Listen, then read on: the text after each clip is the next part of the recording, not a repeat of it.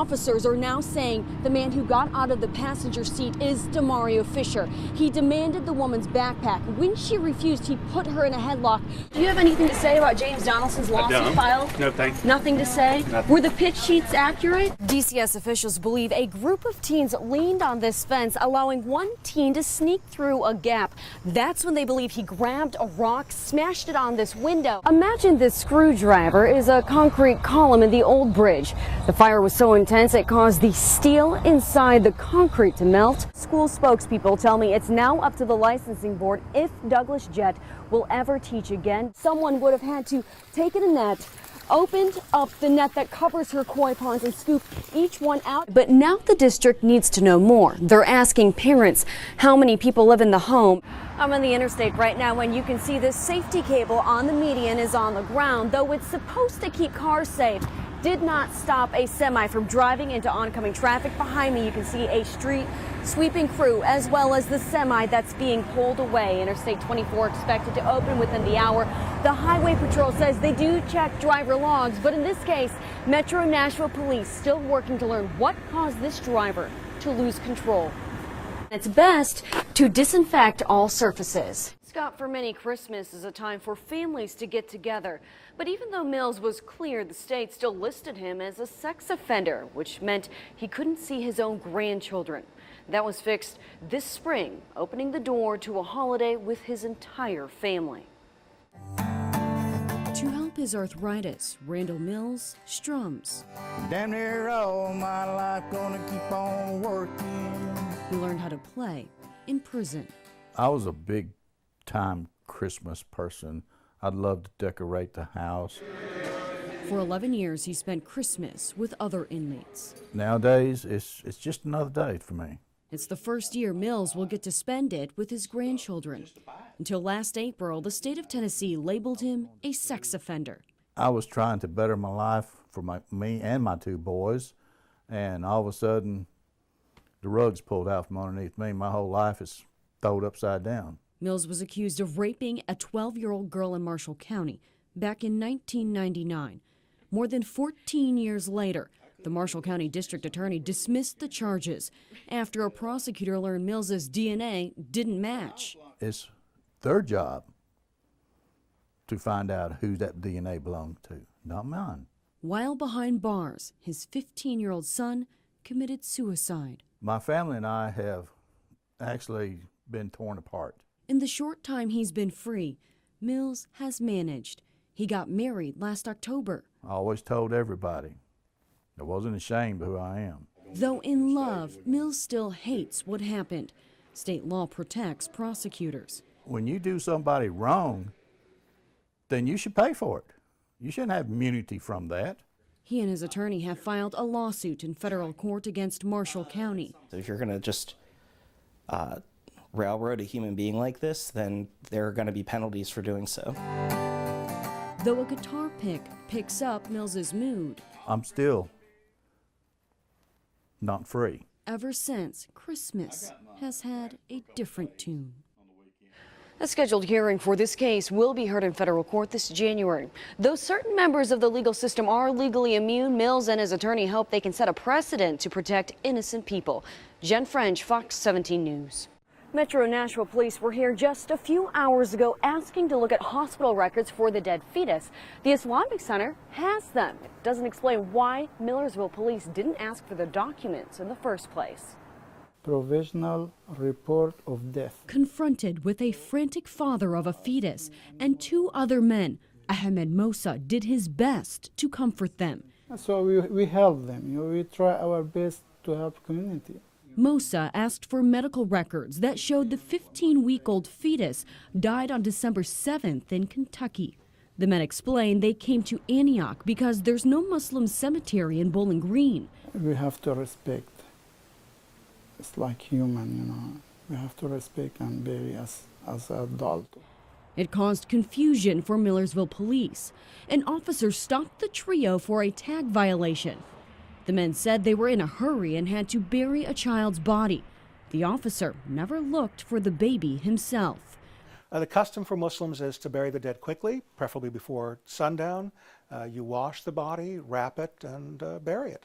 Lipscomb University history professor Howard Miller specializes in Islam.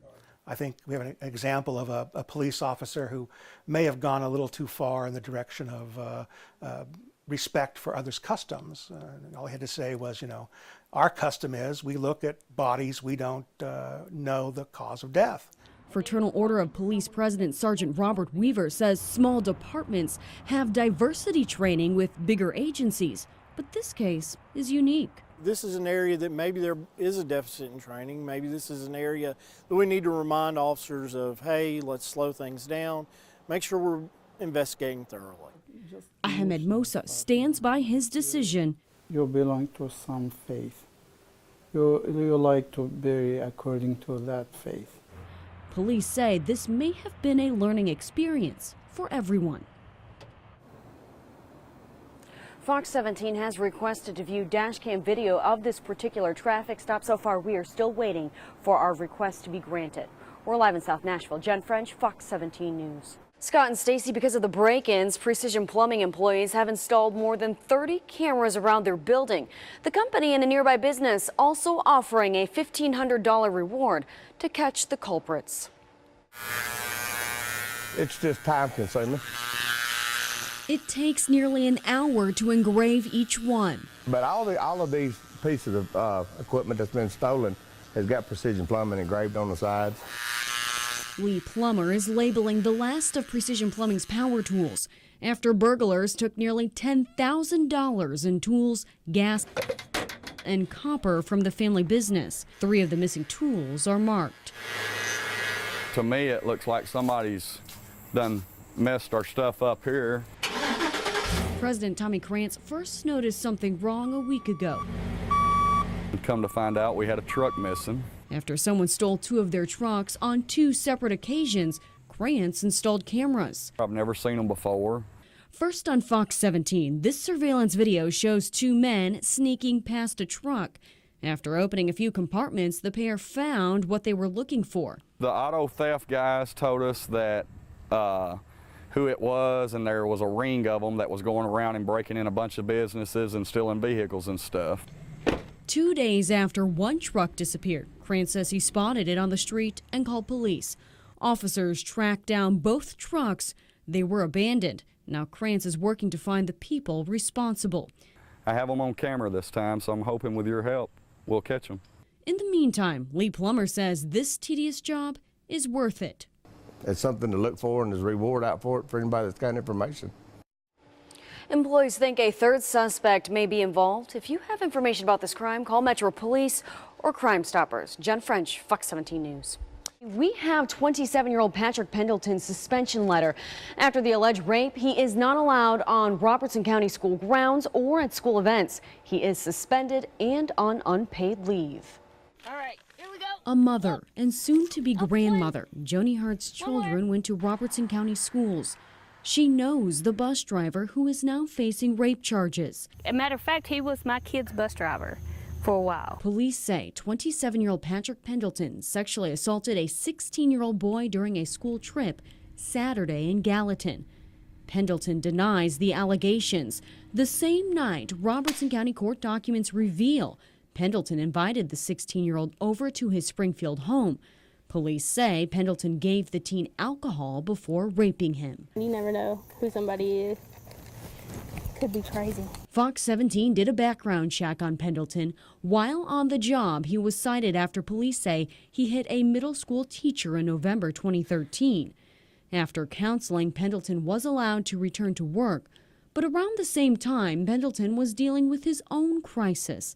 He lost his mother to cancer. Because that's all he had, was just his mom.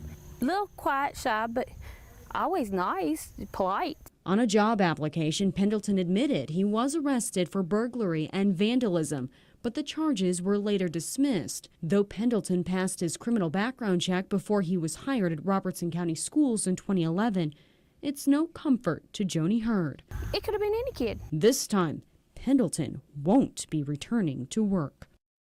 Pendleton is now in the Robertson County Jail, held on bond. We reached out to his family, but they did not want to speak to us. In the studio, Jen French, Fox 17 News. Blaine Smith says he left Nashville Parks and Rec last March. We learned he now works at a country club in Brentwood. Smith tells Fox 17 he is fighting to clear his name. The court can be competitive, but no one seemed to be keeping score on former Metro Sportsplex instructor Blaine Smith. Nobody noticed that all the money was not being deposited. That's correct. That changed once a Parks and Recreation employee claimed Smith was out of bounds and misappropriating money. Assistant Director Renee Bryson says the Tennessee Comptroller's office was able to trace the checks back to Smith's personal bank account. He had sole control over the operations of that. There was not a lot of oversight. Investigators believe over the course of 4 months, Smith deposited 79 checks, totaling to more than $95,000. It's money schools, colleges, and even the Ohio Valley Conference paid to play here. Fox 17 learned Smith resigned in March, shortly after the investigation started. He now teaches tennis at Wildwood Country Club in Brentwood. We went to Smith's home to get his side of the story. I've been asked not to talk, and I've been asked to direct any question to my attorney. Smith denies the allegations. Will you fight this? Oh yeah, I mean, yes. Yeah, we've been fighting it. Bryson says city budgets are tight enough as it is. In the current economic situation, cities are struggling to find money to just pay for necessities. A spokesperson with Metro Parks and Rec says they're available for comment tomorrow. According to a TBI background check, Blaine Smith has no criminal record in Tennessee. He has been indicted for theft and misconduct after this. In the studio, Jen French, Fox 17 News.